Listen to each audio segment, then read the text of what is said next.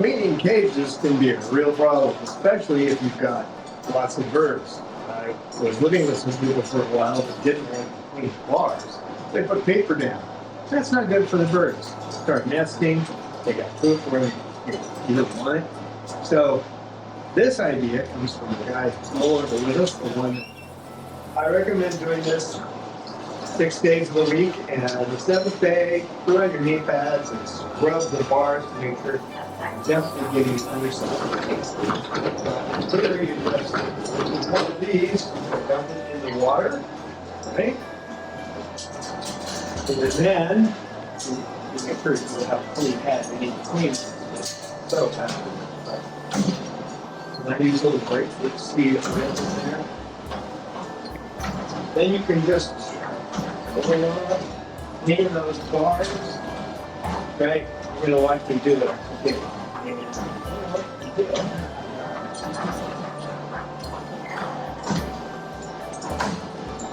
And what's nice is to usually focus just on the area which is dirty, but you can go over the whole bottom of the cage. So, if you've got a lot of cages clean, it can really save your time. Right, big boy? Put it back in the water, get ready to do the same thing. On the next cage. Usually when I'm dealing with Romeo's cage, it'll fight me a little bit on it. Right now, since the camera's up, there's a good chance he'll be more worried about actually me during the bottom of this cage. We'll see.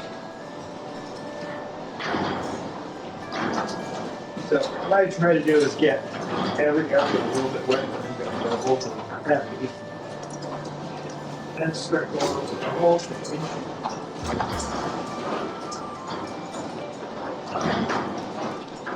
And I say once a week, when you get down on your hands and knees, and knee pads, and clean these bars and make sure the undersides are clean. That's why they usually are, but yeah, doing that.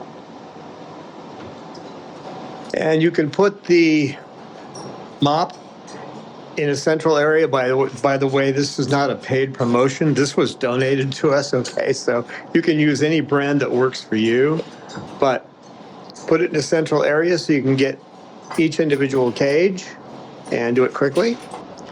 Some birds are more challenging than others.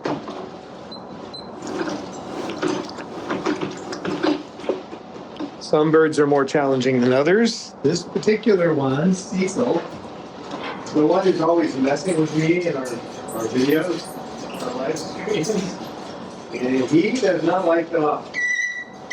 So I'll show you what to do with birds. Doesn't like the mop. He will attack this mop. He also likes to take his step up. Come on. To clean his cage, I have to take him out. Some birds you can sit on a perch, whatever. With him, I just hold him until I'm done. Usually I poop. A lot of birds poop only in one spot, so it's pretty easy to clean. If I were to leave this mop, leave him in there while I was mopping, he will try to ride the mop.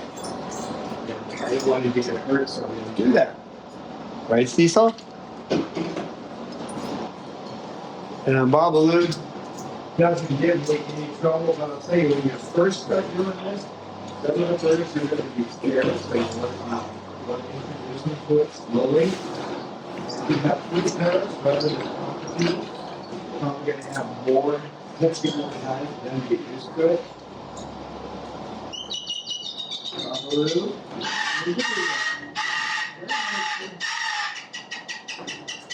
Babaloo's going to play finish them off. Usually,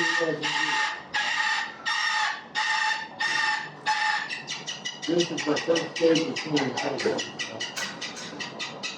Goes pretty quick. But anyway, that's a quick tip. If you've got more than one cage to do, it's a great way to do it. So we can thank Michael, who was KK's dad, for that tip, and he sent the mop and bucket to us. So So this is the Chloe Sanctuary for Parrots and Cockatoos. And if you go to Patreon/Chloe Sanctuary, you can support us there. You can also support us on YouTube by becoming a member, PayPal, and other methods as well. Just check out our link tree. They want us to wake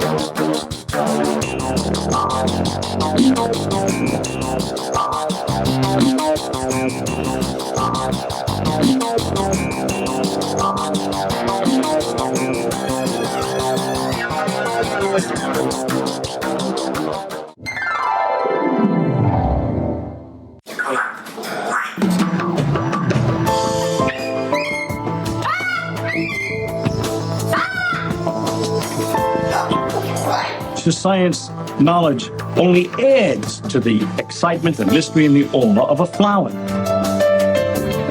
Evidence is evidence. It's public. Everybody can look at the evidence and assess it, and eventually, if there's enough evidence, come to the same conclusion.